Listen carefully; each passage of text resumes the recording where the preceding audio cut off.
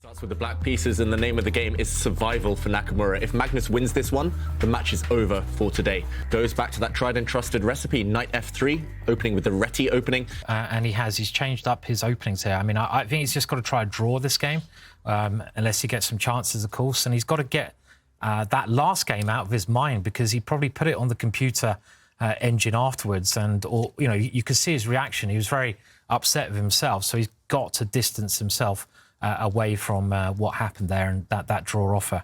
Garry Kasparov, it can get very sharp there, and he has played it. I'm really happy to see this move. It's very exciting, and Magnus playing in the centre, so we could get a mainline King's Indian defence, and I'd always been interested to see what Magnus has against the King's Indian defence here.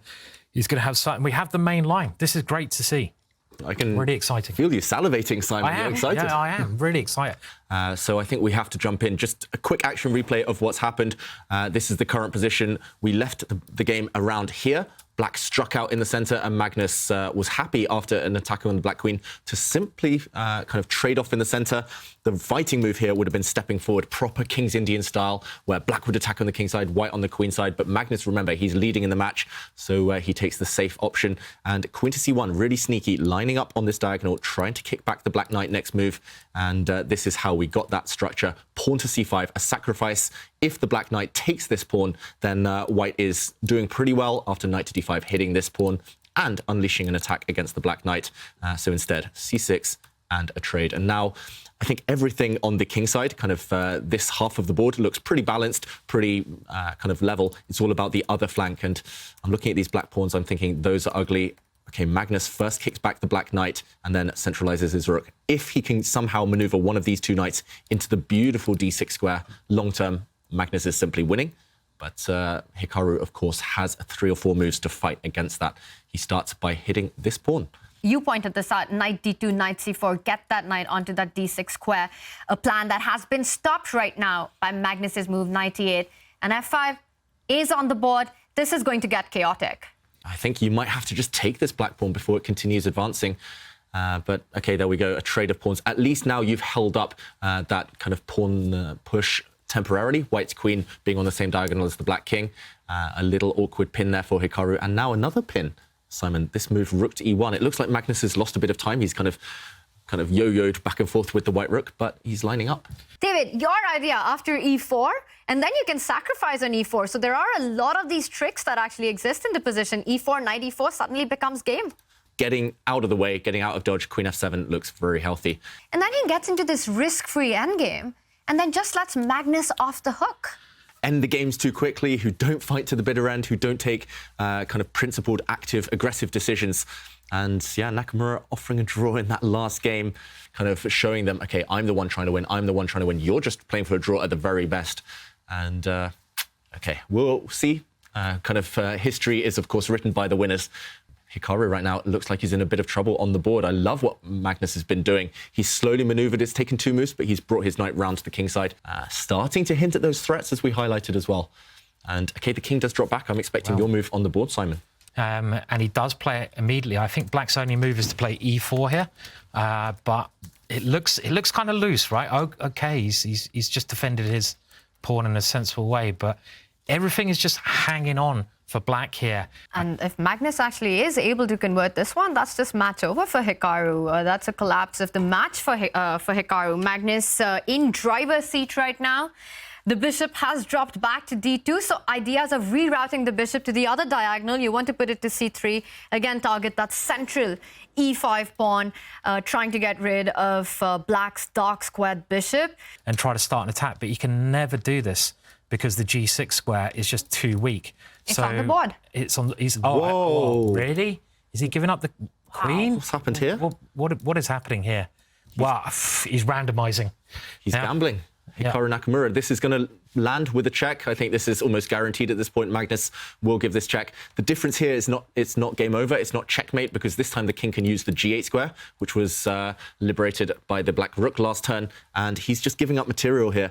I kind of like the idea, because he's got to take a risk, but it's hard to get away with such a move against Magnus Carlsen, right? I mean, against me, easy, but I mean, not against Magnus. And What does he play here then? Kind of controlled himself. He's paused here. He's calculating. But that line, there we go, knight to h5. It's very linear. It's very direct. And suddenly, look at Hikaru's reaction. Knight h5 landed on the board. He looked away in disgust. And he now realized that the bishop to f5 does not work. The move he was relying upon, it looked like a double attack, but White's queen would just capture an f5 and that fork. All those kind of trades lead to a winning endgame for White. And that's why the bars got so excited. Hikaru in huge trouble. Yeah, I don't think he'll make it for the next couple of moves in this one. He does fall back with the bishop, so not allowing the trade on g7. Does White have time now to actually just get greedy with that rook on f8? Knight f8, is that what you just go for and ask Black to actually show what compensation you've got? Knight takes rook, looks promising. Knight takes bishop, looks promising. This pawn is collapsing. Magnus spoilt for choice, and he does go for the material. He does play g4. Ooh, wow. Because I'm pretty sure he's made of AI, Magnus Carlsen. You said AI, artificial intelligence. It's absolutely insane, is the AI that I think of when you think about Magnus. That's a flashy move there from Hikaru, but White zooms in with a check.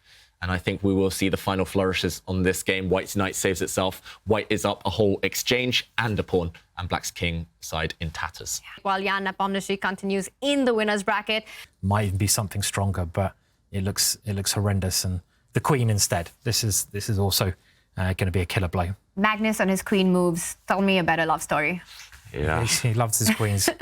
Especially in the center of the board. I don't know how they always end up on these amazing squares. White's, well, Magnus's queens in particular. It gives a check. Black's king sidelined. And, okay, under 1 minute, but of course, it's those queens again. She lines up against the Black king. And Hikaru now threatened with a devastating discovered check. The White bishop hoping to jump out the way next move, and what to do, how to defend. I guess White's, yeah, and Hikaru has played it. He's got to get away from that check.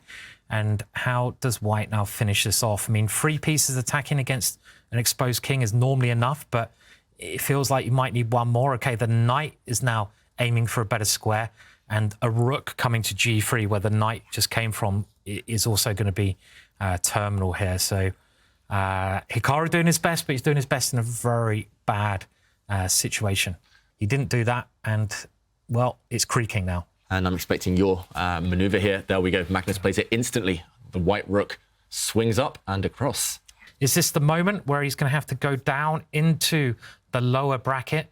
He's holding on a little bit more, but, oh, they're getting in each other's way as well, those pieces. And, you know, every white piece is piling over. 20 seconds each. I mean, you can still blunder. You might as well play on. Yeah, we saw some mouse slips. We saw some crazy turnarounds in the Speed Chess Championship final. So never say never. Hikaru doing the right thing and fighting on. Never resign too early. Never offer a draw too early either. But this one, he's fighting to the bitter end. The problem is his bishop disappears, and now Magnus... Queen e7, knight f6. He has a check. He's got to go king g6. Oh, you've got to go king g6. Oh, but this check could be a killer. Magnus using geometry here. Loose pieces drop off. The black queen undefended. I think after 1 more accurate check here, the black king will be forced to a square. The white knight can jump out the way. The black queen would have dropped. And that's the one. Queen d7 check on the board. And Hikaru Nakamura, with a shake of his head, resigns. And Magnus Carlsen taking the match in just 3 games. A dominating performance today. And it all comes down to that game 2, where Hikaru did have his shot.